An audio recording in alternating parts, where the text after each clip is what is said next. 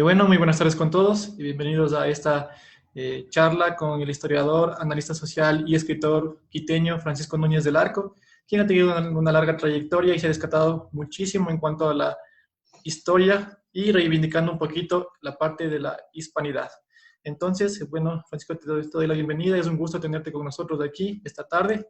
Te voy a hacer unas preguntitas, espero nos compartas la información precisa porque hay mucha información irrelevante que ha hecho eco en cuanto a toda esta historia, estos 200 años de la independencia de Guaranda. Entonces nos gustaría un poco conversar contigo y saber en realidad qué fue la verdadera historia, se podría decir, detrás de todo este cúmulo de relatos que se han ido acumulando así en todo este tiempo. Entonces, Francisco, teniendo en cuenta básicamente que Guaranda fue un reducto realista, como lo mencionas en tu libro, también que está ampliamente documentado, yo te preguntaría, ¿Camino Real es verdad o mito? ¿Qué nos podrías comentar sobre esto? Bueno, te decía justo, creo que se cortó la señal. Muchas gracias, Eric, por la invitación. Un gusto estar aquí. Uh-huh. Bueno, cuando tú me hablaste del Camino Real, más bien yo lo que te iba a pedir a ti es que no sé cuál es qué dicen en Guaranda, porque para mí Camino Real es algo completamente menor, ¿no? Pero entonces, en la serie de batallas de Guaranda, Camino Real, Huachi, Tanizagua, y después Conio y Aguachi, Camino Real es la que empieza, pero yo, obviamente que le ubicaba, le conocía, está en mi libro inclusive, pero no sé en Guaranda cuál es el mito local sobre la batalla de Camino Real. Más bien eso te quería pedir a ti que me comentes un poco para yo comentarte en relación a eso.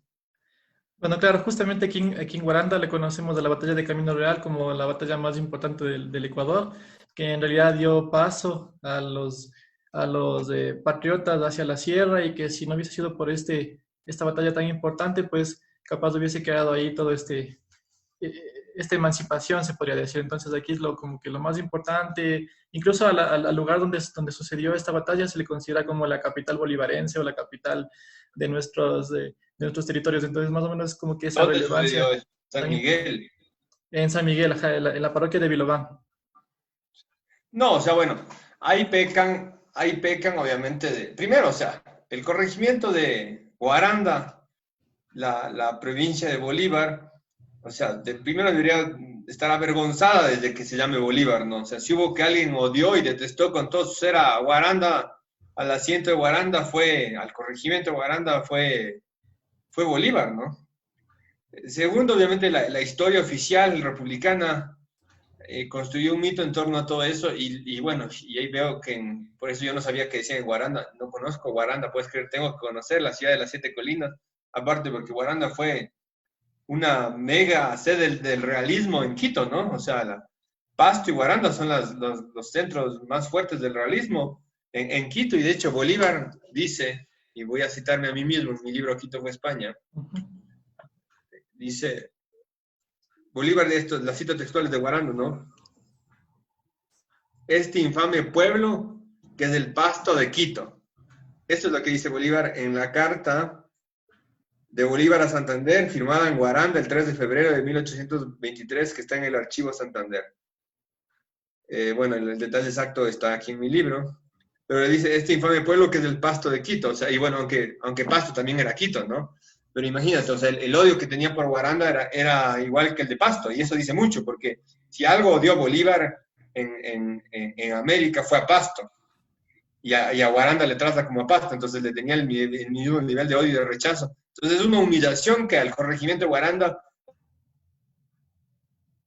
porque es como que te pongan, no sé, a la capital de Israel, Adolf Hitler, algo pasa ahí, alguna contradicción grave hay. Y lo que me doy cuenta es que el mito local, el mito localista es igual que el mito nacional, ¿no? Entonces siempre es esta idea de que fue lo más importante, o si en esto no hubiera pasado, yo no tenía idea que eso decía en Guaranda de Camino Real. Más bien me parece todo lo contrario, que más bien lo importante es la resistencia realista en contra de Camino Real, porque Camino Real es verdad que vencen. Si no me equivoco, está García Saldúa dirigiendo eso. Pero inmediatamente después, en noviembre de 1820, poquito tiempo después de Camino Real, en Huachi les vencen los realistas guarandeños Y después en Tanizawa, también el 3 de enero de 1821, al mando del cura Benavides, que es una guerrilla urbana prácticamente que organiza con la gente de Pasto, con la gente de Guaranda, y que unidos a 500 efectivos regulares que el cura Benavides les obliga a salir a la lucha, les derrotan a Sucre y a los separatistas y matan 410 de las tropas subversivas. Y de hecho me parece que en Tanizawa, porque hay una matanza tan grande del bando insurgente, los realistas matan tantos insurgentes que los que quedan 500 se pasan al bando realista. Y porque del bando realista, del cura Benavides y de los guarandeños realistas, que eran mayoría, porque Guaranda era un pueblo completamente realista, creo que mueren 16 personas, y del bando insurgente separatista de Sucre mueren 410.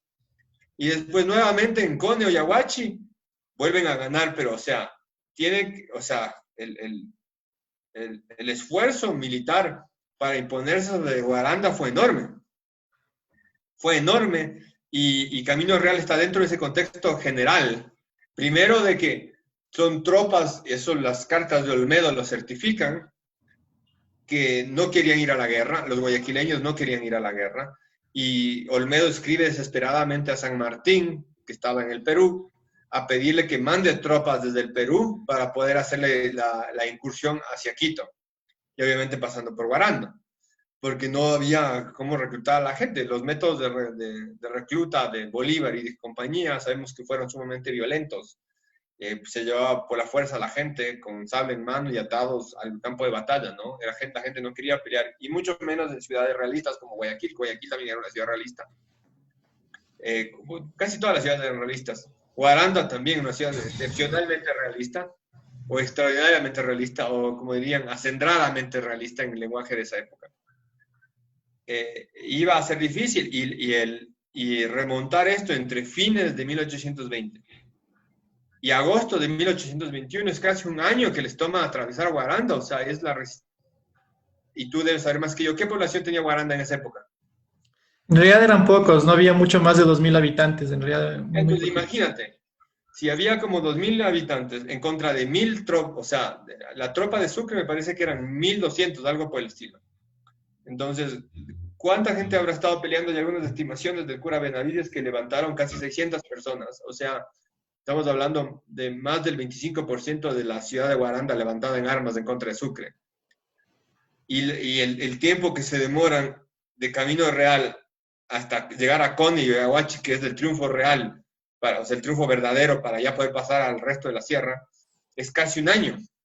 Entonces la resistencia fue enorme. Entonces, ese mito local de que Camino Real fue lo fundamental puede tener sustento en que sí, efectivamente, tenían que pasar por ahí para subir después a Riobamba y a Ambato y a Quito, que sí sabes que cuando hay el triunfo final o sea, no sé si lo sabes, pero deberías saberlo como guarandeño, que cuando hay el triunfo final de Cone, Cone o Yaguachi, se le llama indistintamente así, el cabildo de Riobamba se escandaliza de tal manera que da el anuncio a la población, y Riobamba sale en desbandada huyendo de las tropas insurgentes, porque además las tropas insurgentes tenían fama de saqueadores, violadores, asesinos, lo peor.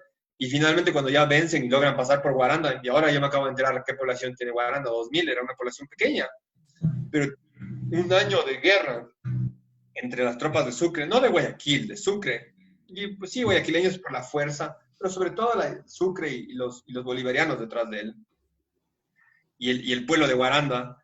Es más bien heroica la resistencia realista, haber aguantado tanto tiempo con tan poca gente y con tan pocos recursos, porque pongámonos a pensar lo que pasó en ciudades mucho más grandes que resistieron nada. Lo mismo pasó en Cuenca, porque también cuando pasa el Camino Real es un poco antes de la independencia de Cuenca, la declaración de la independencia, y eso es una de las cosas que me parece. ¿Cuál es la fecha exacta de Camino Real? El 9 de noviembre de 1820. Ya, claro, o sea, es una reacción similar a lo que pasa con Cuenca, que la reacción de Cuenca a declararse la independencia no es porque Cuenca quería estar en el mismo circo que Guayaquil, pero lo que querían evitar con la declaración de independencia es que le hicieran lo que le hicieron a Guaranda, que le caigan con la tropa y les saquen y les maten a la gente, ¿no? porque después de este proceso de entre noviembre, del 9 de noviembre y agosto de 1821, o sea, que son agosto, septiembre, octubre, o sea, son 10 meses, casi un año de resistencia a Guaranda, que finalmente logran pasar las tropas, les imponen a Guaranda un régimen del terror, ¿no? Con Hermógenes Maza, donde asesinan a muchísima parte de la población o les imponen castigos humillantes, al punto que los historiadores oficiales republicanos han hablado de los excesos que cometieron en Guaranda las tropas de Bolívar, ¿no? Entonces a mí me parece que estas cosas, estos excesos, la realidad de la resistencia heroica del pueblo realista de Guaranda en contra de Sucre, debería ser lo que se tome como referencia y no un mito supuesto de que Camino Real fue el triunfo total de los bolivarianos para seguir a la sierra. ¿Por qué no hablan del resto de batallas? ¿Qué dicen en Guaranda? ¿Qué dicen de Huachi? ¿Qué dicen de Tanizagua, por ejemplo?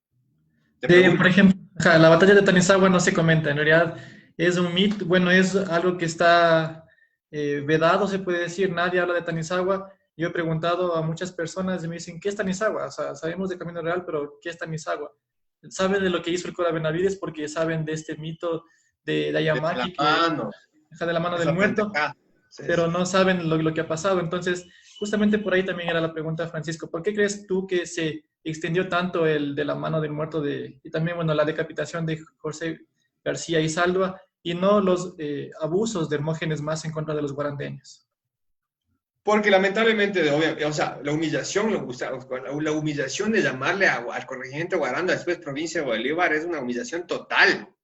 Total, porque si hubo un territorio en lo que ahora es del Ecuador, que Bolívar, porque Pasto ya no es de Ecuador, Pasto es Colombia, pero un territorio de lo que ahora es de Ecuador, que Bolívar odiaba, era Guaranda. Entonces es el colmo que eso hayan hecho. ¿Por qué? Es la necesidad de la construcción del mito para sostener el relato republicano, ¿no? Entonces, en todas partes, no solo en Guaranda, en Quito, en Ibarra, en todos lados, en Cuenca, en Guayaquil, en todos lados, se crean estos mitos de que sí, la gente era más republicana que la República y más bolivariana que Bolívar, porque era una maravilla que venga esto, y para justificar, digamos, el fanatismo, como ellos llaman, o los excesos del otro lado, que no era así, era la legítima defensa frente a esta agresión externa, porque la agresión de Bolívar y de Sucre es una agresión externa. Estos episodios como el del cura Benavides con el fusilamiento de García Saldúa, y lo que le cortan la cabeza y le ponen la cabeza la traen acá a Quito, y le ponen en el puente de Machángara, como exhibición, que no es algo excepcional, por cierto. Ese era un castigo regular, que a todo traidor se le realizaba, se le cortaba la cabeza y se le ponía en lugar de exhibición pública como escarnio, ¿no? Y como humillación, además, al cadáver, porque imagínate estar insepulto ahí. Y le cortan las dos manos, la una se supone que se queda al cura, otra también le traen a Quito y la una se queda al cura Benavides y le pone ahí en una picota, ¿qué digo? En una lanza, algo así, en un árbol, afuera de la iglesia, algo así es la historia, ¿no es cierto? Pero es toda esa cosa y que supuestamente al final yo leí esa leyenda igual hace años cuando estaba investigando todo lo que escribí para que fue España, y que una noche el cura se levantó asustado y que la mano le estaba trepando, ni sé cómo es, qué cosa que me pareció ridícula. Porque necesitan justificar de alguna manera el rechazo de Guaranda a la independencia, y en este caso tratan de hacerle que es de un cura solo fanático, que llegó al extremo de agarrarle a este prisionero. ¿Cómo? ¿Por qué no te explican dónde cayó prisionero? Si ganan Camino Real, ¿en qué momento? En Tanizagua, cae prisionero García Saldúa. Entonces, ¿cuál es la coherencia de la historia? O sea, ¿cómo es que pronto son héroes de Camino Real y después se descuidan y acaba fusilado este tipo y no te hablan de Tanizagua en el medio? O sea, ¿cómo explican esa incoherencia? Claro, es una incoherencia muy difundida, pero lo que se dice, bueno, lo que no se sabe es la batalla de Tanizagua, pero lo que dicen es que, pobrecito, al coronel García, pues le decapitaron. ¿Dónde dice que le capturaron a García? A García le capturan después de la batalla de Tanizagua. Justamente eso es lo que nadie sabe dónde le capturan, pero lo que sí saben es que le ejecutaron y le decapitaron, pero nadie sabe dónde le capturan. Entonces, pero por traidor, pues.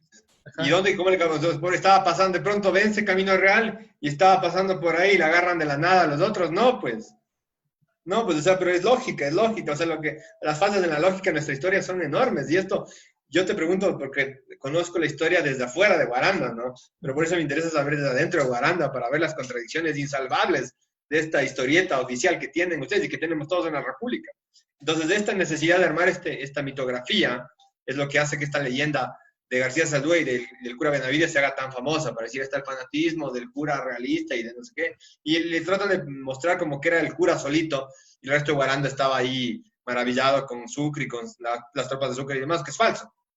Es falso, es completamente falso, ¿no? O sea, ustedes tienen otra gran figura que es el Puño Camacho, José Camacho, que también era hiperrealista y que participa en todas estas batallas.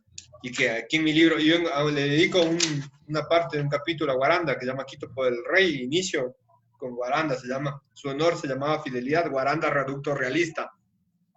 Y en esto detallo, cuando hablan del Puño Camacho, y voy a leer la cita textual, Hernán Rodríguez Castelo, en su estudio introductorio del volumen número 14 de Clásicos de Ariel, Leyendas Ecuatorianas se llama este libro, que es una leyenda. La leyenda es la relación de sucesos que tienen más de tradicionales o maravillosos que de históricos o verdaderos.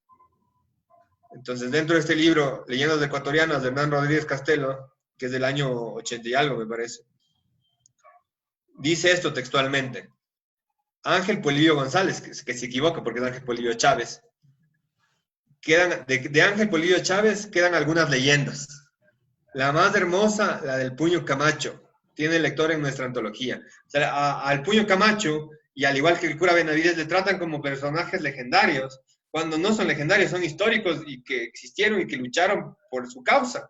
Y es del colmo, porque hay documentación de sobra que comprueba no solo la existencia, sino todas las acciones que llevaron adelante, ¿no? Y que todos los historiadores ecuatorianos desde el inicio lo saben, pero llegamos al ridículo de querer poner todo esto como personajes de mera leyenda y con esta manera de desprestigiar el relato, no el relato, los sucesos de la Guaranda realista y construir de esta manera la ficción de un pueblo a favor de sus opresores, en este caso las tropas bolivarianas. Además de esto, también tenemos, Francisco, el papel importante, creo, del doctor Víctor Félix de San Miguel. ¿Qué crees que significó Víctor Félix, para, claro, para nuestra ciudad? el corregidor, pues. Entonces, también mira, hablando de eso, te voy a leer esta cita. Perdona, pero como cree estas cosas, me gusta ser documentado y estoy citando de mi libro. Esta es una cita de Camilo de Estruch, el historiador liberal guayaquileño, que habla justamente sobre Guaranda, sobre todo este tema de las batallas en la época de la libertadura, de la independencia impuesta, y sobre Hermógenes Maza y sobre Víctor Félix de San Miguel. Esta es la cita textual y esta cita es sacada del artículo de Camilo de Estruch sobre Guaranda, que me parece, a ver, aquí está el nombre del artículo. Los realistas de Guaranda se llama. Aparecido en el boletín de la Biblioteca Municipal de Guayaquil, del número 2 de 1911. Este artículo, que es interesante, me parece que es el primer artículo histórico que trata sobre el realismo de Guaranda. Y Camilo de Estruch dice esto. Ahora, en cuanto a la razón que tuviera el realista doctor Víctor Félix de San Miguel y Cacho, porque ese es el apellido completo, por cierto, de la primera nobleza que había en Quito, que después cayeron muy abajo socialmente después de la independencia por todos los problemas de haber sido realistas. Ahora, en cuanto a la razón que tuviera el realista doctor Víctor Félix de San Miguel para que de él se apoderara el terror y considerase en grave peligro de muerte si caía en manos de las tropas de Maza, debemos contestar que era razón muy poderosa y bien justificada, que era razón justificada que el doctor Víctor Félix de San Miguel tuviera miedo de las tropas de Bolívar. Ya porque dicho corregidor San Miguel era el principal autor de la insurrección realista. Él dice que es el principal, Camilo de Estruch le atribuye ser el principal autor de la insurrección realista, y Víctor Félix, al igual que el cura Benavides y al igual que el Puño Camacho, eran criollos, eran americanos. No eran españoles peninsulares de europeos. Ya que era el principal autor de la insurrección realista. Ya por las demasías a que, en efecto, se entregasen los republicanos y que experimentó durante el español Campana. Según informes del general don Fernando Ayarza, quien por entonces era capitán y fue con las tropas republicanas a Guaranda, informe al que se refiere el historiador Ceballos. Maza, que era un hombre de mal corazón, cometió horrendos atropellamientos contra los vecinos y debe, entre otros, más es palabras de historiador republicano. Maza, que era un hombre de mal corazón, cometió horrendos atropellamientos contra los vencidos y debe, entre otros, citarse al cometido con el anciano español Campana Y por lo general cuando utilizan la palabra español es ambigua, porque por lo general los españoles, entre comillas, los españoles en el sentido actual de español de alguien, de un español de Europa, eran criollos americanos, ¿no? Campana, a quien hizo azotar y lo obligó a llevarse a sus espaldas una carga de víveres hasta Babahoyo. Justificado, pues, por tal proceder el terror de los dos realistas. Y después dice esto Ángel Polillo Chávez, el guarandeño Ángel Polillo Chávez, sobre la resistencia de Guaranda, después del triunfo de Sucre en Yaguachi, en la batalla final en la que sí ya ganaron el paso hacia la sierra. Solo Guaranda se rebela el 1 de mayo de 1822, me parece, sí, con el fin de picar la retaguardia a los patriotas y distraer su atención. Sucre no olvida las penalidades sufridas en este asiento y no quería dejar estorbos atrás. Destacó 300 hombres del batallón Alto Magdalena y 25 lanceros al mando del coronel Hermógenes Maza y el capitán Fernando Ayarza, designación que manifiesta el castigo que quería imponer a los porfiados, pues nadie ignoraba el temple de este jefe ya célebre, no solo por sus hechos heroicos en Arure y Achaguas, sino más por sus actos en Panamá y Cartagena, donde llegó a eclipsar el salvajismo de sus contrarios. Esto lo dice Ángel Polillo Chávez. Y termino con la represión, que esta también es otra cita de Chávez. Valga mencionarlos ahora, si no lo mencionamos ahora, ¿cuándo lo mencionamos? Este es el momento. Una fuerte represión contra el pueblo guarandeño y los principales del asiento siguió después de la ocupación de Guaranda por las tropas colombianas de Sucre. Nuevamente Chávez nos lo detalla. Dice, después de Pichincha, 24 de mayo de 1822, lució al fin la paz para el Ecuador y todos los pueblos comenzaron a... Bueno, el Ecuador no existía, o sea, el departamento del sur de lo que era Colombia en ese momento. Comenzaron a convalecer de sus males, entre ellos del corregimiento de Guaranda. Pero vino de gobernador el coronel don Carlos de Araujo, y las desgracias renacieron como con riego. Este jefe comenzó a perseguir a los vencidos, les impuso contribuciones, les encarceló y los redujo a la condición más degradada, pues se gozaba en humillar a las personas principales hasta el extremo de hacerles cargar alfalfa y municiones de guerra. Estas son apenas unas pequeñas muestras del trato que se le dio a Guaranda por parte de Bolívar y de sus tropas, ¿no? Al mando de Sucre. Entonces a mí me llama mucho la atención que hay estos mitos de una ciudad, porque al menos en Pasto hay conciencia de que fue una ciudad realista y de que Bolívar les lo dio siempre, y hay un rechazo histórico a Bolívar y a lo demás, pero en cambio en Guaranda sucede todo lo contrario. O sea, el triunfo del adoctrinamiento republicano ha sido total en Guaranda. Y para contestar lo de Víctor Félix y San Miguel y Cacho, él, al igual que muchas autoridades criollas, españolas, americanas, que estaban al mando, eran realistas porque naturalmente iban a defender la institucionalidad a la que se debían y el orden establecido, que era el de la monarquía española. Eso es otro mito enorme, por ejemplo, que veo que hasta en Guaranda ha triunfado, que en Guaranda, como reitero por enésima vez, es el más absurdo hecho que haya triunfado esta mentira, de decir que los americanos en conjunto, la voluntad general, la mayoría de los americanos, del 99% de los americanos, querían la separación, la independencia y la insurrección en contra del imperio español, de la unidad de la monarquía española en América, y buscaban la independencia. Eso es falso, eso es completamente falso. Más bien es todo lo contrario, el 99% de la población estaba en contra de eso. No sabía qué significaba, no quería una guerra impuesta desde afuera, porque les obligaban a luchar y matarse entre hermanos. Entonces, el relato de ponerle a Víctor Félix de San Miguel o cualquier otro, como que esto siempre lo hace la historia republicana, como que son casos excepcionales, o como el Curas Benavides también caso excepcional, o el Puño Camacho, personaje de leyenda, es falso. Es más bien la regla general de las autoridades de la época americanas, en este caso corregidor de Guaranda, de mantener el orden y la fidelidad a la monarquía y a la unidad de sus territorios en América. Entonces, Víctor Félix cumplió con su deber. Víctor Félix de San Miguel cumplió con su deber, cumplió lo que tenía que hacer, mantener la lealtad a quien le correspondía. ¿Por qué crees que de alguna manera estos personajes tan importantes en cuanto a la lucha de Guaranda han sido olvidados? Y, por ejemplo, tenemos, no sé si se escuchaba de Josefina Barba o Pedro Tobar, que se los incluso magnifica como que si habían sido algo importantísimo solo por intervenir medianamente en estos conflictos bélicos. ¿Crees que en realidad son personajes que deben ser o deben haber trascendido en la historia? No, o sea, lamentablemente la ficción de las historietas patrias buscan los personajes necesarios para construir la mitografía y el culto legendario a la personalidad, ¿no? En el caso de Guaranda me acabo de enterar de estos personajes que yo nunca había escuchado, la verdad, primera vez que escucho. Pero a nivel nacional del Ecuador todos sabemos la figura de Abdón Calderón, por ejemplo.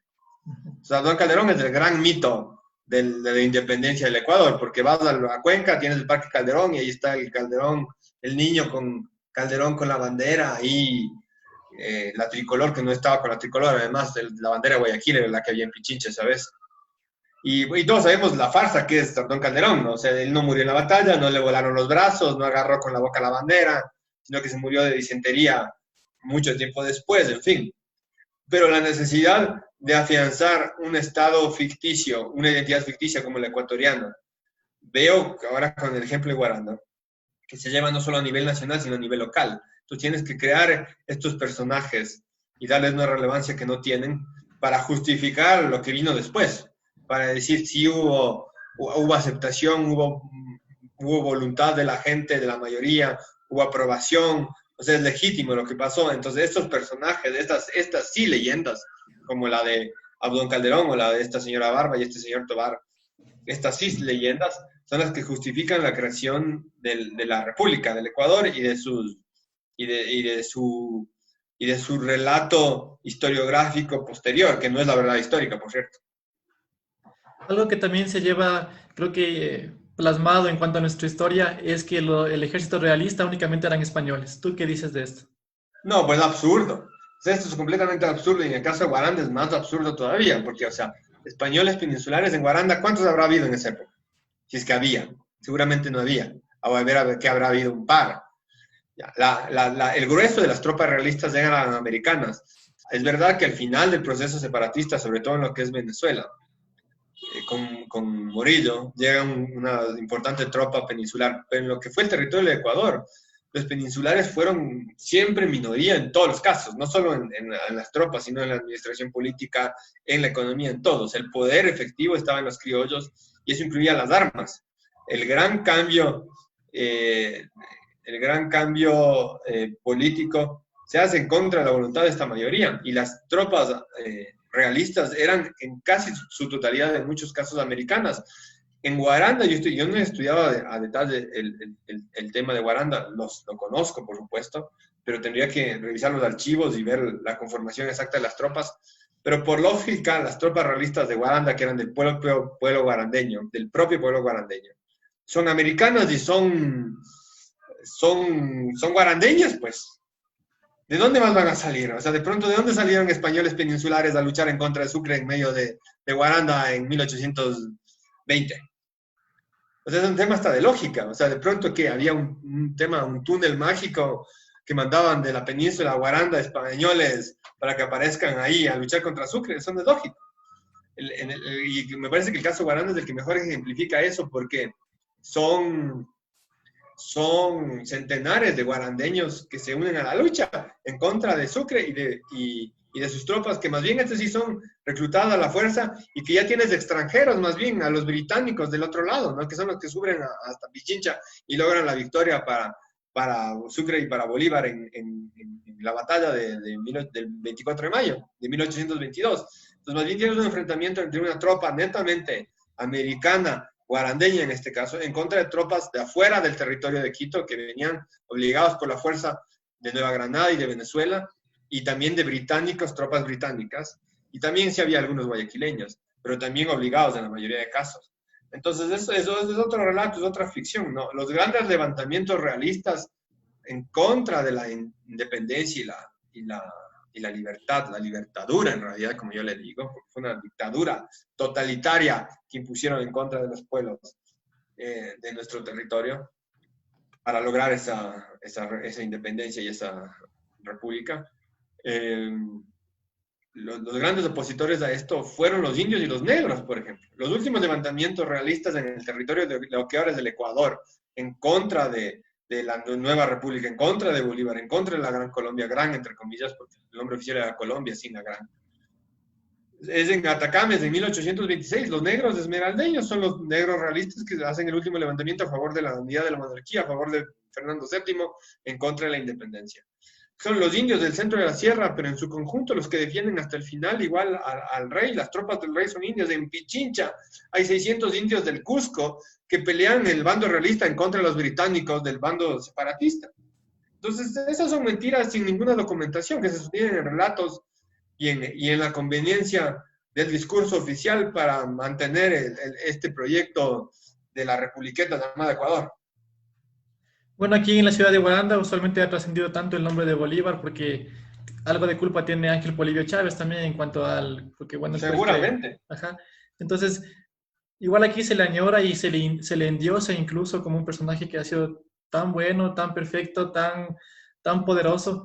¿Crees que en realidad fue así o cuál es la verdadera historia de este personaje que no, Bolívar es un personaje nefasto para toda América, nefasto particularmente para los pueblos más realistas como Guaranda, para Quito, por supuesto. A los quiteños nos odiaba, a los guarandeños les odiaba también, a los guayaquileños también les odiaba.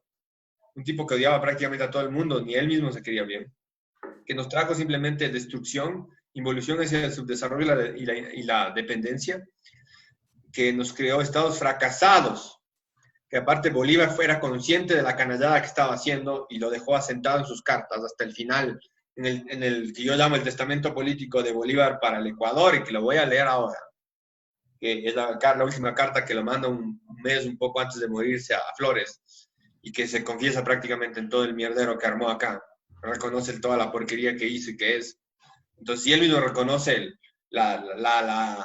lo nefasto que fue su accionar para América, y en particular para el territorio de lo que era del Ecuador, los demás deberíamos tenerlo sumamente claro.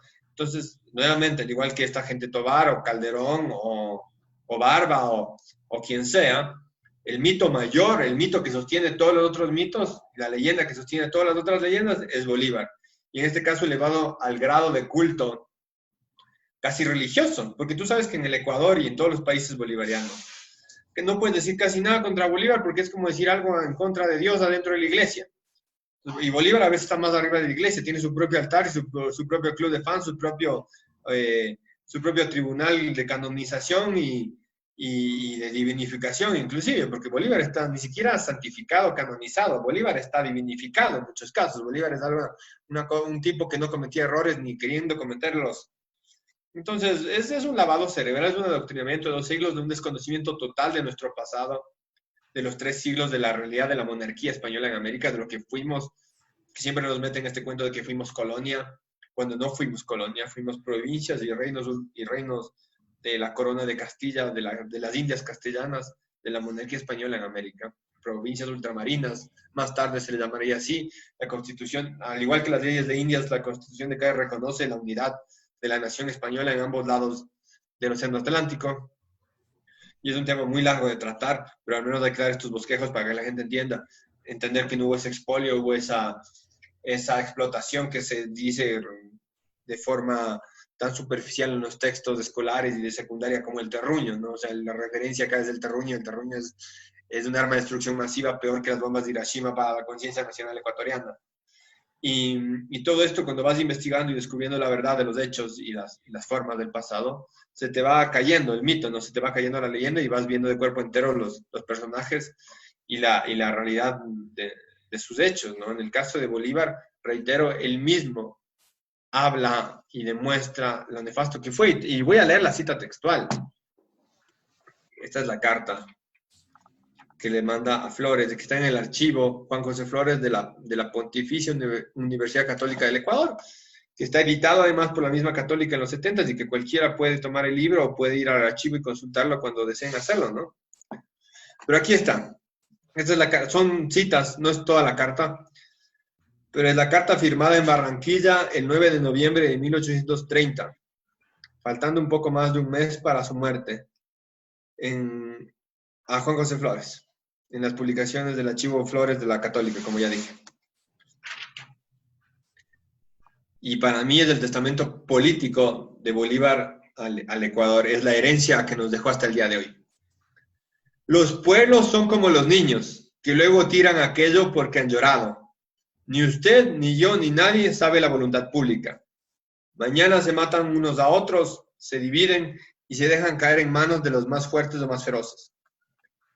Desde aquí estoy oyendo a esos ciudadanos ecuatorianos, que todavía son colonos y pupilos de los forasteros. Unos son venezolanos, otros granadinos, otros ingleses, otros peruanos y quién sabe de qué otras tierras los habrá también. Y después, qué hombres, unos orgullosos, otros déspotas, y no falta quien sea también ladrón, todos ignorantes, sin capacidad alguna para administrar. Usted sabe que yo he mandado 20 años y de ellos no he sacado más que pocos resultados ciertos. Primero, la América es ingobernable para nosotros. Segundo, el que sirve una revolución ara en el mar. Tercero, la única cosa que se puede hacer en América es emigrar. Cuarto, este país caerá infaliblemente en manos de la multitud desenfrenada para después pasar a tiranuelos casi imperceptibles de todos los colores y razas. Quinto, devorados por todos los crímenes y extinguidos por la ferocidad, los europeos no se dignarán conquistarnos. Sexto, si fuera posible que una parte del mundo volviera al caos primitivo, este sería el último periodo de la América. La primera revolución francesa hizo degollar las Antillas y la segunda causará el mismo efecto en este vasto continente. La súbita reacción de la ideología exagerada va a llenarnos de cuantos males nos faltaban, o más bien los van a completar. Usted verá que todo el mundo va a entregarse al torrente de la demagogia, y desgraciados de los pueblos y desgraciados de los gobiernos. La cita es textual. Desgraciadamente, entre nosotros no pueden nada las masas. Algunos ánimos fuertes lo hacen todo y la multitud sigue la audacia sin examinar la justicia o el crimen de los caudillos. Mas los abandonan luego al punto que otros más aleves los sorprenden. Esta es la opinión pública y la fuerza nacional de nuestra América. Y con esta es el final de la cita. Usted puede considerar si un hombre que ha sacado de la revolución las anteriores conclusiones por todo fruto tendrá ganas de ahogarse nuevamente después de haber salido del vientre de la ballena. Esto es claro. Entonces, Bolívar ahí se muestra cuerpo entero. Y son palabras del mismo.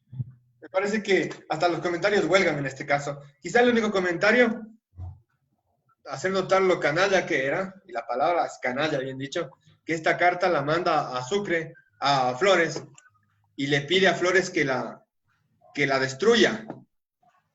Y dice, la cita es textual también, rogando a usted que rompa esta carta luego de que la haya leído, pues solo por la salud de usted la hubiera escrito, temiendo siempre que pueda dar en manos de nuestros enemigos y la publiquen con horribles comentarios. Menos mal Flores tuvo el acierto de no destruir la carta y conservarla en su archivo que nos legó para la historia, ¿no? Pero ahí vemos cómo, sabiendo lo que era, conscientemente quería hasta ocultarlo esto a la posteridad, y gracias a Flores nos lo llegó, a pesar de que su intención no era que nos llegue esta información. Sabemos que los proyectos de Bolívar han sido todos un fracaso, ¿no? Todos fueron algo que nunca, por suerte, no llegó a darse. Pero, sin embargo, muchos añoran esta gran Colombia. ¿Por qué crees que sea esto, Francisco? Pues es nuevamente lo mismo, ¿no? Es la creación de estos mitos, la creación de estas ideas fijas en la mentalidad del adoctrinamiento republicano de 2 siglos. Pero yo a la gente que insiste en eso, yo siempre les brindo a ver la realidad, les invito, perdón, a ver la realidad.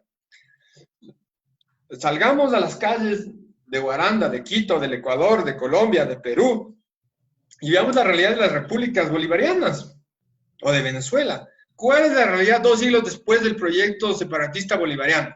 ¿Cuál es la realidad histórica de las repúblicas? ¿Qué vemos en la historia de nuestras repúblicas?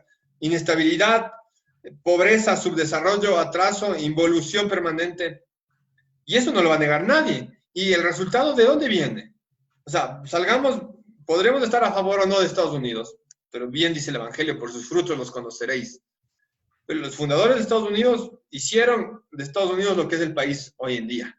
Se puede estar a favor o en contra, pero que es una megapotencia y que le da a sus ciudadanos muchas ventajas que no le da ningún otro país a los demás, es una realidad. ¿Qué han sido de las repúblicas americanas? ¿Qué han sido de estos países fundados por Bolívar y por su gente? ¿Cómo vamos a exculpar la responsabilidad de Bolívar y de toda su gente de los desastres que vivimos hasta el día de hoy, cuando son las bases podridas del deterioro las que siguen manteniéndose hasta el día de hoy? Salgamos a las calles y veamos la realidad de las republiquetas bolivarianas. ¿Cuál es la realidad de esta? O sea, o alguien tiene la alevosía y la desvergüenza de decir que esto está bien sin sonrojarse, de decir que el proyecto bolivariano fue un éxito sin darle vergüenza. de la miseria moral y espiritual y material en la que vivimos sumida desde ese entonces. O sea, es en contra de la lógica, en contra de la razón, en contra de la evidencia, no solo histórica, sino actual, diaria, en la que vivimos cada momento los ecuatorianos y los hispanoamericanos. Es empecinarse en el error por aferrarse a un dogma, el dogma bolivariano, que no tiene ningún sustento histórico ni actual. No, tu análisis es muy preciso, Francisco, y creo que es muy acertado en cuanto a lo que ha pasado esto, porque todos vivimos la realidad día a día y nos enfrentamos siempre a algún porvenir que sabemos que puede estar lleno de muchas desventuras. Pero tú, como nos mencionas, la evidencia está ahí. ¿Por qué crees que la mayoría de historiadores de aquí del país defienden a capa y espada estas cosas, tanto Bolívar, el proyecto independentista y diversidad de cosas que se han ido dando? O sea, es una buena pregunta con el respeto que se merece, porque entiendo que acaba de fallecer hace muy poco un bolivarense como era el doctor Jorge Núñez Sánchez, doctor en historia, y que tú hiciste una cita, que yo también le cito aquí en mi libro. Y yo le conocí al doctor Núñez, no somos parientes, por cierto, nuestra familia es de Quito, desde Quito, desde hace 2 siglos y medio, hay unos Núñez en la provincia de Bolívar, que también son una familia que está ahí hace mucho tiempo, hay otros Núñez en Ambato, que tampoco son familia nuestra. Lo conocí hace por lo menos 10, 11 años, conversamos en algunas ocasiones, y en una ocasión yo conversé con él, y te voy a ejemplificar, y con el respeto que se merece su persona, su familia, su memoria, pero esto es un hecho real. Cuando él estaba en la Academia de Historia, antes de que fuera director, presidente de la Academia de Historia, año 2011 seguramente, afuera del Congreso Nacional, después de la posesión de un miembro de la Academia de Historia que me habían invitado, yo le digo, doctor Núñez, ¿por qué no volvemos a reeditar su libro sobre la independencia que editó la Universidad Central en el año 70 y pico? No me acuerdo, ¿cómo se llama el libro? Tú publicaste la cita hace poco. Sí, se llama El mito de la independencia. El mito de la independencia, justamente. Y más bien él hace críticas fundamentadas desde su visión marxista, por cierto, porque él siempre fue marxista, siempre fue de izquierda, comunista, pero hace críticas válidas. Y hasta el nombre del libro, imagínate, El mito de la independencia. Entonces digo, doctor Núñez, aparte yo tenía siempre la referencia de él como profesional de la historia, porque yo conocí a grandes historiadores peruanos que habían sido hispanistas, por cierto, el doctor Rafael Sánchez Concha Barrios, que fue compañero de él en el doctorado, me parece que en Sevilla, y él siempre que hablábamos me decía, Jorge, mi gran amigo, cuando lo veas, dale mis saludos en el Ecuador, a pesar de que no compartían sus visiones después, ¿no? En sus trabajos, porque Rafael Sánchez Concha es un peruano historiador hispanista, pero tenía una muy buena amistad y siempre se acordaba mucho del doctor Núñez. Entonces, yo le digo, doctor Núñez, dígame, ¿por qué no reeditamos nuevamente ese libro, El mito de la independencia? Y me puso así las manos y me dijo, no, Francisco, no. Me cerró los ojos y me dijo, no, ese libro yo lo escribí cuando estaba muy joven. Cuando estaba muy joven y no entendía bien las cosas y no vi después la documentación, que sí, el pueblo y no sé qué. Le digo, pero doctor Núñez, usted dice tal cosa en su libro y dice tal cosa otra en su libro y dice tal cosa, no me acuerdo lo que le decía porque yo había leído hace relativamente poco ese libro, entonces tenía en la memoria fresco los datos y le digo, ¿eso es mentira? No es verdad. ¿Y esta otra cosa es mentira? No es verdad. ¿Y este otro dato es mentira? No es verdad. Entonces, doctor Núñez, pero si es verdad, ¿cómo dice que usted cambió de perspectiva y ahora es diferente? No, me dijo, pero es que eso es para una larga conversación, de sentarnos a hablar y no sé qué y no sé cuánto. Y había muchos testigos de esa conversación. Ese día no recuerdo quién estaba y la memoria del doctor Núñez no me va a dejar mentir. Entonces, ¿cómo alguien como él, que vio, si no completamente, o sea, completamente el mito de la independencia, lo entendió, con un sesgo marxista, pero lo entendió? Si alguien como él cambió una opinión radicalmente distinta para sostener opiniones contrarias a eso, después de tanto tiempo, ¿a qué se debe? ¿A qué se debe que alguien conociendo a un historiador documentado y serio profesional en la historia, doctor en historia como Jorge Núñez, haya cambiado la opinión? No es porque desconocía más con los años, sino porque iba conociendo más. Y hay dos opciones, y no hablo solo del caso de él, sino en general. Hay dos opciones. O es que te diste cuenta que diciendo la verdad no ibas a meterte al tren de la academia ecuatoriana y de los puestos y de los sueldos y de los viajes y de las cosas, sabiendo que si tú mantenías la versión real de los hechos te iba a caer el peso de la exclusión y del destierro social y político, como me pasa a mí, por ejemplo. que esa es la opción. Pienso que en la mayoría de casos le sucede a mucha gente, como al mismo Jorge Núñez, que se dio cuenta que si seguía con ese discurso no iba a tener cabida en donde después tuvo cabida. Llegó inclusive a ser presidente de la Academia de Historia, manteniendo justamente el discurso oficial de la historia, de la independencia, color rosa, y Bolívar una maravilla, y el 10 de agosto otra maravilla, y no sé qué, y toda una maravilla. O también en otros casos, no tampoco digo el de él, ni mucho menos, pero en otros casos, presiones y también intereses, muchas veces intereses. Y esto digo, ya dejo de hablar de él para pasar. Yo conozco otros historiadores que no voy a dar nombres y apellidos porque están vivos y son influyentes y son peligrosos, en muchos sentidos peligrosos, que han cambiado la versión de ver la historia porque encontraron un documento así, con una de este tamaño, color verde, con un número de 100 y la cara de un presidente de Estados Unidos, que les hizo cambiar la realidad de los otros documentos, ¿no? Lamentablemente es así. El sistema republicano, si tiene un éxito, es en el adoctrinamiento escolar y universitario también, pero sobre todo en el escolar y en el colegial. Que ni siquiera la Unión Soviética logró con tanta eficacia y con tanta destreza un adoctrinamiento tan establecido como en el caso de Hispanoamérica, donde las generaciones y generaciones y generaciones de ecuatorianos nacidos y educados bajo estos dogmas no se los cuestionan. Ese es el nivel del éxito del adoctrinamiento republicano. Si en algo tuvo éxito la República fue en el adoctrinamiento. Y luchar contra eso no es fácil, te puede costar la vida, quizás y no literalmente. A mí me han querido matar, casi me linchan el año pasado, pero sí civilmente, o sea, te puede costar la exclusión social, la muerte civil, como digo yo, ¿no? Porque estás luchando completamente contracorriente. Entonces, de alguna manera es entendible que la gente que sabe y conoce, y muchos historiadores serios, esto sí doy con nombres y apellidos, un amigo, colega, socio en mis actividades múltiples, que es el PhD en Historia por la Universidad de Notre Dame, doctor Aurelio Valareso Dueñas, quiteño, que vino a vivir al Ecuador después de haber vivido casi 20 años en Estados Unidos hace poco. Y cuando empezamos los primeros contactos y nos escribíamos, yo no estudié historia, por cierto, yo estudié relaciones internacionales, para que eso quede claro, porque siempre hay los imbéciles que dicen, la historia es mi vocación, pero yo estudié, y como ha dicho muchos historiadores, a veces los mejores historiadores son los que no estudiaron historia, menos mal. Yo estudié relaciones internacionales. Pero el Aurelio, cuando nos escribíamos con él, y hace años empezamos los primeros contactos, y él me decía, pero bueno, seguramente en Ecuador todo este tema de la independencia, la leyenda negra, ya está superada, ya está vista de otra manera, ya como vemos acá en la academia en Estados Unidos, más objetiva. Decía, Aurelio, se nota que no vives en Ecuador hace muchos años, le decía. Y él no me creía, él pensaba que yo estaba mintiendo, hasta cuando volvió a vivir al Ecuador y se dio cuenta de lo que nos enfrentamos, ¿no? Y la verdad es esa, la verdad es que es un sistema totalitario de pensamiento único. Y como todo totalitarismo, irte en contra de la dictadura del pensamiento único, del totalitarismo del pensamiento único, conlleva sus peligros enormes. Entonces, van a ser muy pocos los que se atrevan a hacer, como me dicen muchos de mí, un loco que se enfrente a todo esto.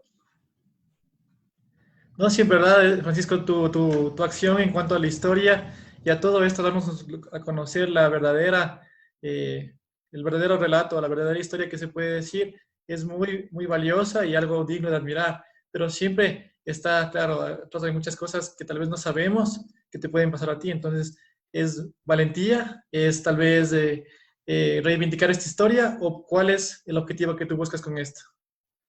Yo, como he dicho siempre, mi tarea es una tarea de autoconocimiento. La máxima griega filosófica del notis auton, conoces a ti mismo, ha sido la que me ha impulsado a todo lo que hago en mi vida y especialmente a mis investigaciones y a mis libros.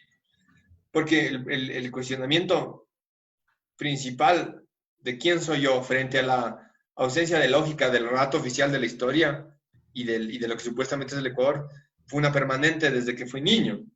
Entonces yo siempre decía, por Dios, yo no sabía, no tenía el conocimiento histórico documentado que tengo hoy en día, pero había cosas que fallaban a la lógica. Entonces yo decía, ¿cómo puede ser que esto falle a la lógica? Porque hay cosas tú te puedes dar cuenta de las mentiras históricas no solo porque conoces documentos, sino porque va en contra de la lógica. Lo que decíamos hace un momento de Guaranda y los soldados españoles. O sea, ¿de dónde de un momento a otro, en medio de 1820, van a haber soldados españoles en un lugar como Guaranda con 2.000 personas en medio de la sierra, donde seguramente no llegaban gente ni de Quito regularmente. O sea, son cosas que fallan a la lógica. Y yo me empecé a cuestionar y empecé a leer y tuve este gran shock identitario cuando me fui a vivir a Argentina, porque yo estudié en Argentina en la universidad. Cuando llegué a Argentina y cuando a mí me pasó lo mismo cuando visité el Perú y por primera vez yo conozco toda Sudamérica, menos Venezuela y las Guyanas, que no me interesa conocer Venezuela, por cierto. Cuando viajé la primera vez al Perú, fue un shock enorme porque yo pienso que soy la última generación, yo soy de 1985. Tengo 35 años. Yo pienso que soy la única generación, la última generación que se creó con la bronca con el Perú en el colegio, pues del nacionalismo, el chauvinismo ecuatorial contra el Perú y demás. Entonces, para mí los peruanos eran unos extraterrestres que no tienen nada que ver con nosotros. Hasta cuando fui y conocí el Perú la primera vez a los 16 años, me parece, y he estado 24 veces en el Perú, viviendo un par de temporadas cortas inclusive. Allí, y digo, y por Dios, lo más parecido al Ecuador que es el Perú. Entonces yo dije, aquí algo, obviamente nos mintieron, ¿no? Nos mintieron completamente en el colegio, pero después viajo a la Argentina, viví también en Bolivia, viví en Estados Unidos, he estado temporadas en algunos otros países, y viví en Argentina finalmente, algunos años. Y cuando fui a Argentina, fue más de shock porque Argentina es un país de migración europea reciente, y eso se nota biológicamente hablando, o sea, porque hay una población blanca de origen europeo mayoritaria que en el caso del Ecuador no hay. Y sin embargo, me choqueó los patrones culturales comunes con nosotros, desde la gastronomía hasta los horarios, para bien y para mal. Y ahí me empecé a preguntar, o sea, ¿qué es esto? ¿De dónde viene esto? Obviamente los argentinos te van a decir que son argentinos, y los peruanos que son peruanos, y los ecuatorianos son ecuatorianos, y todo el mundo inventó el agua tibia, ¿no? Los argentinos te van a decir que las empanadas son argentinas, o que la humita es argentina, o que el locro es argentino, o que el chancho es argentino, no sé. Y en el Perú también te van a decir lo mismo, y acá también te van a asegurar, pucha, no sé, ¿cuál es el plato típico de Guaranda? Bueno, aquí tenemos los chihuiles, que son muy conocidos. Son como tamales. Sí, ajá, los Entonces, chihuiles. seguramente, puta, los nacionalistas guarandeños te van a decir que eso es invento de Guaranda y existía antes de la conquista y alguna cosa por el estilo, ¿no? Y obviamente esto es la amalgama, el producto de todo el proceso histórico que vivimos y del sustrato cultural común español que tenemos abajo todos. Entonces, yo en Argentina fue el gran shock de decir, bueno, ¿qué carajo pasó? Porque ya me había dado cuenta que nos mintieron en la educación oficial.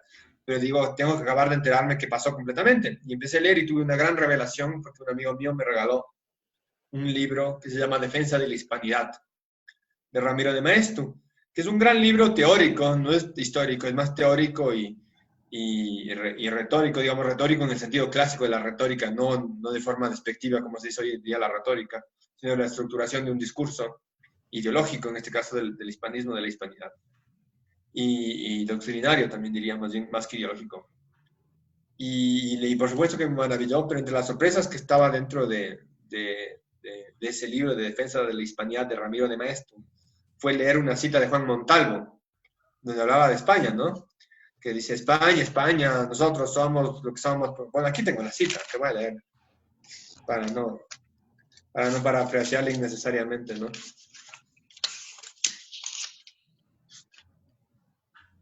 Dice, o sea, es una cita larga, solo la última parte de la cita está en el libro de Maeztu. Dice, España, España, lo que hay de puro en nuestra sangre, de noble en nuestro corazón, de claro en nuestro entendimiento, de ti lo tenemos, a ti lo debemos. El pensar a lo grande, el sentir a lo animoso, el obrar a lo justo, en nosotros son de España. Y si hay en la sangre, en nuestras venas, algunas gotas purpurinas, son de España. Yo que adoro a Jesucristo, yo que hablo la lengua de Castilla, yo que abrigo las afecciones de mis padres y sigo sus costumbres, ¿cómo habría de aborrecerla? Estas citas de los 7 tratados de Juan Montalvo, y esta la pone Ramiro de Maeztu en su libro. Entonces digo, ¿qué pasó? O sea, ¿qué rato? ¿Qué me perdí? ¿Por qué Montalvo está diciendo estas cosas y yo no entiendo nada? Y a partir de eso fue un largo camino hasta el día de hoy, que sigo en este camino, como decía el poeta Machado, caminante no hay camino, se hace camino al andar, sigo en ese camino de autodescubrimiento y de investigación. Me puse a leer, a investigar, a recorrer el continente y España también, y ver cuál era la realidad histórica de nuestro ser y por lo tanto nuestro presente también, ¿no? Y en el medio de eso salió Quito fue España. Salió Quito fue España con un libro que me costó mucho escribirlo, con mucho dolor y sufrimiento lo escribí porque es el homenaje a un amigo que para mí era un hermano que murió en el 2015. Lo dedico a su libro, al inicio está la dedicatoria a él, don Diego López Márquez. Pero en el medio las cosas pasan y salió Quito fue España, en medio del dolor y el sufrimiento y todo, y ese camino de autodescubrimiento sigue y esperemos que se fructifique en muchas otras personas, no solo en mí. Oye, te felicito mucho, Francisco. En realidad he leído tu libro, tengo el Quito fue España, una muy buena edición. También recién salió la segunda edición. Estoy seguro de que también será muy, muy gratificante para todos los lectores. Mira. Esa es la española, que espero presentarla pronto en Quito también, apenas pasan estas pendejadas del coronavirus y toda esta pendejada de la pandemia. No, y de seguro estaremos muy pendientes también para compartir aquí todo esto que tenga que ver con historia. Y siempre sigue adelante, Francisco. Para como ya más o menos ir terminando, te quisiera preguntar, ¿tú crees que alguna vez ya acabará por fin esta leyenda negra española o seguirá mantenida en el tiempo? O sea, es una lucha enorme que tenemos. La leyenda negra tiene 5 siglos de ventaja. Hay una propaganda en contra de España, y cuando digo España no es el Estado-Nación España la actual. España somos nosotros, la América española. Como decía Rubén Darío, 1000 cachorros sueltos del león español hay aquí rondando en América todavía. Y luchar en contra de eso, aparte de la propaganda ya institucionalizada en Hollywood, en las películas, en series, en tantas cosas, y en los libros, en los siglos de adoctrinamiento, mejor dicho, más que educación, no es fácil. Pero yo estoy viendo que hay un renacimiento, más que del hispanismo y de la hispanidad, de la búsqueda de la verdad. La gente ya no se traga los cuentos que se tragaban hace 20, 25 años. Mucha gente está dando cuenta que algo falló en nuestro pasado y por eso estamos fallando en el presente y están buscando las causas del origen de esas fallas. Y en el medio de eso se van dando cuenta de la relación histórica nuestra con España, lo que somos y de lo que fuimos. Y como nunca hay un campo abonado para dar la batalla cultural en contra de la leyenda negra. No va a ser fácil, ni va a ser rápida esta lucha, pero al fin hay soldados que quieren darla, ¿no? En América y en España están apareciendo por todos lados. Esta conversación, esta entrevista, este grato momento contigo, Eric, hace 10 años no era pensable siquiera. Y mira ahora lo que estamos. Esto ya es un avance. La gente se está cuestionando, la gente está pensando, la gente está criticando. Que eso es la base del pensamiento, la crítica, el disentimiento, el salirse de lo que te dicen los textos oficiales y buscar la verdad por ti mismo y encontrarla, ¿no? Es la base de la ciencia misma, porque si no estaríamos estancados. Y bueno, para mí es alentador, o sea, no va a ser fácil, pero hay un camino enorme por delante. Y siempre hay un dicho que decía, no me acuerdo, algún poeta alemán me parece que decía, si habla mal de Alemania, es francés. Si habla mal de Francia, es alemán. Si habla mal de España, es español. Entonces, hasta en eso somos sumamente españoles, sumamente hispanos, los hispanoamericanos, que nos encanta regodearnos sobre nuestras propias mentiras y irnos en contra de nosotros mismos, escupirnos al aire para que se nos regrese el escupitajo, ¿no? Pero en medio de eso también hay otra gente que se da cuenta que ya no es bonito escupirse a la cara a uno mismo, ¿no? Oye, en cuanto a eso, creo que está muy arraigado. Hace unas 2 semanas yo hablaba con un historiador de la Academia Nacional de Historia, que es guarandeño, y me decía, no, la historia está y no hay que irse en contra de ella porque está escrita y es lo que tenemos que creer. Entonces yo decía, mira, ¿Qué creer? ajá, hasta en eso se viene, incluso se puede decir que en la alta élite histórica de aquí del país se mantiene ese pensamiento. Entonces, Obvio. Bueno, al respecto, nuevamente, el doctor Núñez, bolivarense y demás, él no era de Guaranda, no me acuerdo de qué pueblo por ahí, de la Magdalena. de Magdalena. Uh-huh. Hasta él, pues mira, o sea, hay el testimonio de su libro, El mito de la independencia, y lee sus libros 25 años después. O sea, algo pasó en el medio, ¿no? Algo pasó. Entonces, aquí nada de creer, aquí esto no es religión para creer en pendejadas ni en dogmas. El pensamiento, y ahí sí un pensamiento libre, es un pensamiento reflexivo y crítico que busca la verdad. Sí, Francisco, indudablemente una plática muy interesante. Para terminar, ¿qué nos quisieras decir a todos los guarandeños y a los ecuatorianos en sí para derribar estos mitos? Que busquen la verdad. Vela, yo no estoy haciendo apología de la religión, pero a veces en el Evangelio hay muchas verdades, ¿no? La verdad os hará libres, dicen el Evangelio, y es verdad, o sea, hay que buscar la verdad, tienes que saber quién eres tú, como guarandeño, como ecuatoriano, como hispanoamericano del 2020, tienes que saber quién eres, y cómo vas a saber quién eres si no sabes tu historia. Entonces, ponte a buscar lo que eres, métete a investigar sin miedo y sin prisa, y descubre la verdad. No todos tenemos la verdad, nadie es dueño de la verdad, pero tratamos de aproximarnos a ella cada día. Si logras aproximarte cada día un poco más a la verdad, vas a saber más quién eres tú. Unamuno me parece que decía que cada hombre, mientras más de su época y de sus lugares, es de las épocas y los lugares todos. Mientras un guarandeño sepa más de Guaranda, de su pasado, de la independencia, por ejemplo, de la realidad de la historia española de Guaranda, va a ser un ser más universal, va a ser un hombre más completo y no va a haber ninguna mayor satisfacción para ellos que serlo, ¿no? Conocerse a sí mismo. Francisco, te agradezco muchísimo por esta entrevista. Espero nos tengas nuevamente con nuevas publicaciones, nuevos libros que siempre te estamos siguiendo. Igualmente desde el otro Ecuador, pues te apoyamos bastante. Yo he sido un seguidor desde hace algún tiempo y por eso es mismo que te invité para que nos compartas toda la historia. Así que siempre sigue adelante y te apoyamos mucho. Estamos en varias ciudades del país, se puede decir, y siempre seguimos este movimiento histórico, como tú lo mencionas, políticamente incorrecto, para llegar a esta verdad ineludible que siempre ha existido, pero que se ha tratado de ocultar. En contra de la dictadura del pensamiento único, por favor. Muchas gracias, Francisco. Cuídate mucho y pues te enviamos un fuerte saludo desde aquí, desde Guaranda. Saludos a todos, encantado, un gusto.